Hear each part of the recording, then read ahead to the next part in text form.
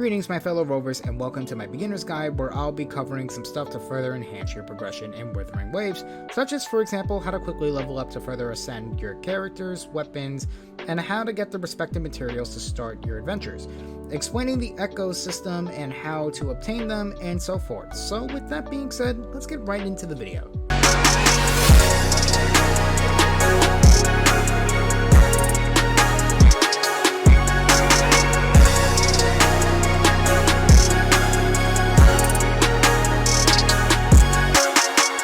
Starting off, we have the Soul Phase. Like Genshin Impact, this is treated as your world ranking. Soul Phase can only be triggered once every 10 union levels. When going through a Soul Phase, you'll experience an increase towards your rewards, an increase in monster difficulties, higher ascension materials for your characters or weapons, and by doing so, you could also grab these materials by completing boss challenges as well as weapon ascensions to level up your union levels. You can progress through the main quest, exploration quests, and side quests along with milestones to get a head start. Once you've leveled up to level 16, you'll get access to the quest Depths of the Elusive Realm. This is an area in which you can farm up astrites, echoes, and other items. Keep in mind, to activate Elusive Realms, you need to complete the quest Samiri Elusive Realms, which will be located further down south of the map, and once you've made it, you'll encounter a figure that will test you before allowing access through the doors. The minimum requirements at the start of your challenges will be the start level cap of level 40. After completing a wave of the set, you'll receive buffs to advance your combat capabilities, but keep in mind that you're aiming to stack up on your elemental requirements to get the respective materials that you need. Now, when it comes to materials for your character's ascensions, however, it's not as difficult as it seems at first glance.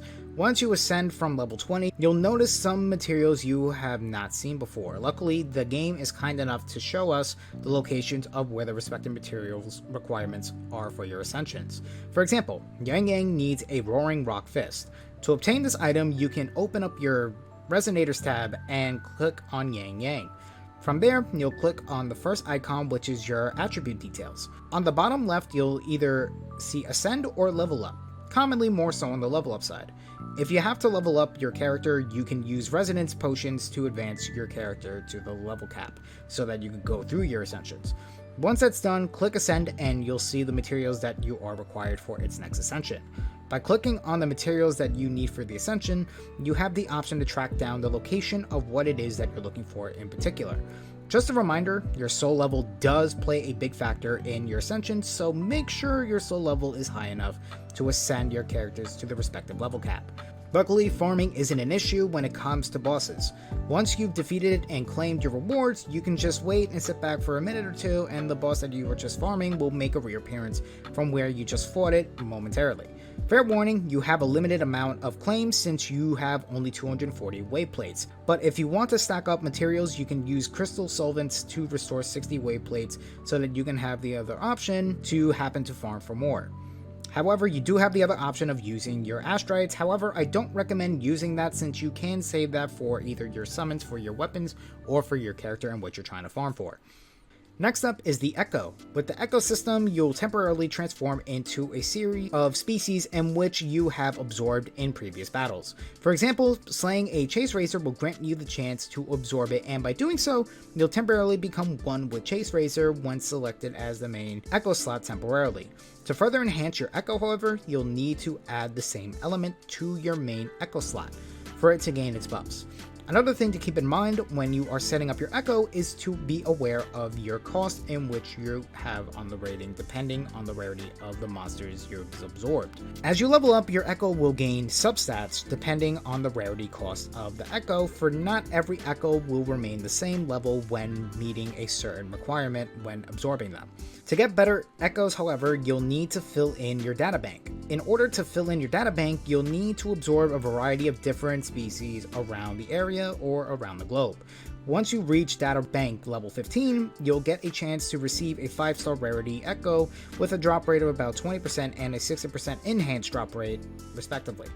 Do keep in mind, however, that you'll need to advance your soul level to progress through your Data Bank levels. If you happen to be capped, that's okay, since whatever monsters you've absorbed in advance in that progression will stay stacked until you've upgraded your soul level so that once when you upgrade them, you'll go to the respective level in which you should be at. And then once when it is advanced, it'll increase your data level based on how much it was overlapping at the time. Up next is your forte. Your forte is treated as your talents for your character's overall stats and performances when in combat.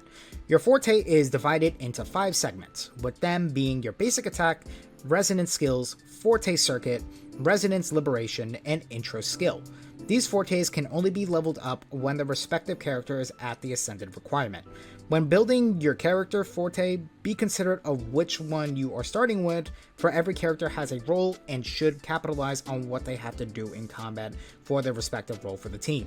For example, Jinxin is a heavy-hitting unit that pulls enemies towards her with dealing damage in the process, which does a nice bit of damage. So in this scenario, I'll be focusing on her resonance liberation or basic attacks, since that is what's capitalized in her kit. Next is your Resonance Chain. This one's pretty self-explanatory, but for those who aren't aware already, Resonance Chain is where you go to ascend your character's missing abilities or buffs, with the max ascension being at Chain 6. So for those who aren't aware, that when you happen to get a copy of a character respectively, you have the opportunity to unlock one of their hidden abilities, and by doing so, you essentially are giving the character a buff in the process, with the max cap being at 6. The last thing I want to talk about is the elemental restrictions. For those who are not aware, going in combat against an enemy who shares the same elemental typing as you will do less damage compared to a unit who isn't the same element as your opposing enemy. For example, I'm going up against a Chase Razor and I bring out Yang Yang.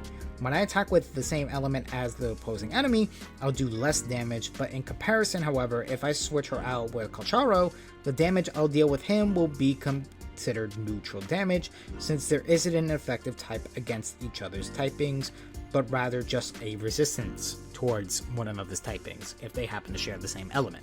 So with that in mind, when you do go into combat, be aware of the element in which you're about to engage in, so that when you do, you come prepared with a full team of whatever the element is, what it is that you shouldn't be using. Let's just say Yang Yang, as an example, has arrow typing. If I go up against a Filmrun, that monster by itself is naturally a wind or arrow typed monster. So I should be going into the battle with anything else but arrow. So with that being said, I hope this gave you some ideas on how to progress through the game, and most importantly on how to build around your characters regardless of in combat or in stat building. With all that being said, this is your boy KeiZaro, and I'll see you all next time. Peace.